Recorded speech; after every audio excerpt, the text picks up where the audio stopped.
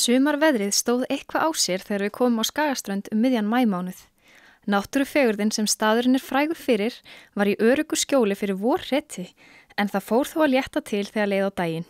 Alexandra Jóhannesdóttir sveitastjóri Skagastrandar, en hún tók við starfinu í desember síðastliðnum. Við mæltum okkur mót í fallegum sal á efstu hæð gamla kaupfélagshússins sem hýsir núna bókasafn Halldórs Bjarnasonar. Alexandra aðkomukona, kemur frá Reykjavík, en hvað var til þess að hún lét slag standa og sótt sveitastjóra starfið á Skagaströnd? Það gerðist nú eiginlega bara svolítið óvart.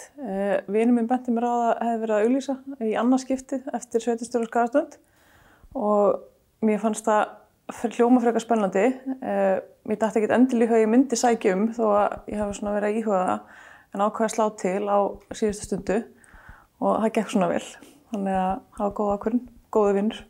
Já, greinilega. Og hvernig var það svo að flytja úr bænum og á lítinn stað á borð við Skagaströnd? Ég myndi kannski ekki mæla með því að flytja ein á svona afvikinn stað, getum við sagt, í janúar. Það var kannski ekki besta tímasetningin þegar allt dimmt og svona drungalegt yfir öllu, en það var mjög fljótt að venjast og gekk rosalega vel og mér svona fór strax að líða vel hérna, þannig að það var bara einhvern veginn auðveldari breyting en ég átti von á. Já, og fólki, hvernig er svona andrúmslofti hérna á Skagaströnd? Fólk hefur tekið mér rosalega vel og sýnt það voðalega í verki líka að það svona tekur vel á móti mér og það hefur gert alveg svo fyrsta degi, þannig að það einhvern veginn hefur ekki verið neitt. Allir tilbúnir að hjálpa þér og kenna þér á staðhætti og annað slíkt? Já, það kom allir að hjálpa, margir að hjálpa mér að flytja og að fólk kom að hjálpa mér að hengja upp dót og alls konar hefur að flytja í íbúðina sem ég endaði síðan á að vera í og þannig að það hefur bara verið mjög gott.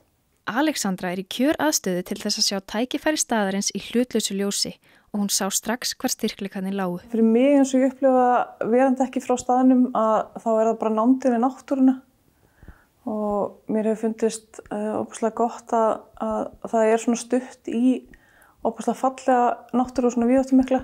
Maður bæði hérna við sjóinn og fjallið svona í baksinn alltaf og ég geng voða mikið hérna úti, bæði hérna fyrir og eftir vinnu og þannig að það svona kannski það sem mér hefur fundist svona best að vera í svona miklu nánd við náttúruna og svona náttúrufegur sem hérna á Skagaströnd. Þú hefur kannski alltaf verið smá svona náttúrubarn í hjartaðinu þrátt fyrir að koma á bænum? Já, mér alltaf liðið vel allan upp í sveit en ég hef svo sem alltaf búið samt í Reykjavík en þannig að það var alveg viðbrigði að flytja hingað norður en eins og segi, ég svona vandist ég mjög hratt og líður rosalega vel hérna og finnst ég einhvern veginn bara að vera komin heim svolítið. Fólk alveg mikið í útivist hérna og finnst það held ég vera svona hluti af þessum forréttindum að fá að búa hérna, að vera svona mikið til nánd við náttúruna og ég held að það sem kannski sem að fólk leggur mest upp úr allavega hér á svæðinu og það alltaf mikið fallegum svæðum í kring þetta fari mikið að göngum og veiði og alls konar þannig að ég held að það sé svona kannski það sem er skemmtilegast. Og listalífið í bænum, það er nefnilega alveg heilmikið listalíf. Já, við erum með Nes listamiðstöð sem rekin hérna og búin að vera rekin hérna síðustu 10 árin held ég rúmlega og þar koma listamenn að alls staðar á heiminum og eru í svona residency hérna hjá okkur í 1 til 3 mánuði yfir allt árið og þannig að það auðgar mannlífið voðalega mikið að hafa þau hérna að skottast bæinn. Það er erfitt að bera saman jafn ólíka staði og Skagaströnd og Reykjavík, en hverjir eru kostirnir við að búa á Skagaströnd að mati Alexandru? Skagaströnd er dásamleg.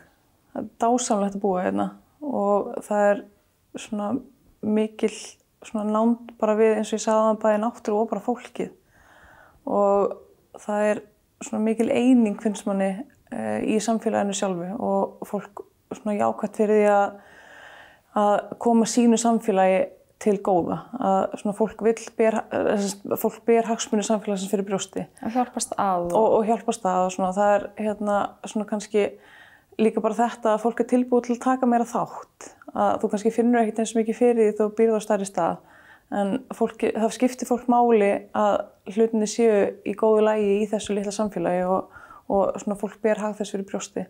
Þannig að það kannski svona aðalega munurinn sem ég finn. Það sem að fólk líka náttúrulega held ég finnur fyrir að búa hérna, það svo mikill friður. Það svo mikill friður og ró og ég finna eins og til dæmis þegar ég er búin að vera í bænum og þá svo gott að koma hingað heim í kyrrðina og það ekki þessi erill og svona áreiti og ágangur eins og náttúrulega á þessu stærri stöðum bræðilega. Já, maður kannski álíka auðveldara með að komast í snertingu bara við sjálfan sig þegar það ekki endalaust verið að trufla mann. Já, það líka bara þegar þú ert búin í vinnunni þá ertu komin heim eftir 2,5 mínútu.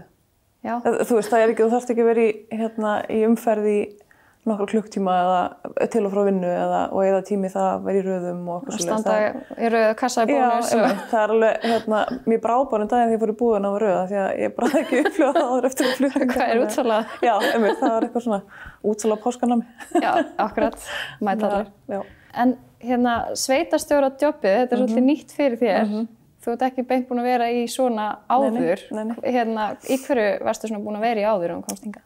Ég starfaði á Fiskistofu í nokkur ár og var sen hjá Listahátíð Reykjavík bæði sem lögfræðingur og verkefnastjóri og þaðan fór ég að vinna fyrir fjárfesti og var bara svona fyrirtækjalögfræðingur hjá honum og framkvæmdastjóri þar og svo kom ég hingað. Þannig að það ekki sveitarstjóra reynsla eða mikil stjórnsýslu reynsla nema bara frá þessum tíma sem ég var á Fiskistofu. Þannig að það var bara.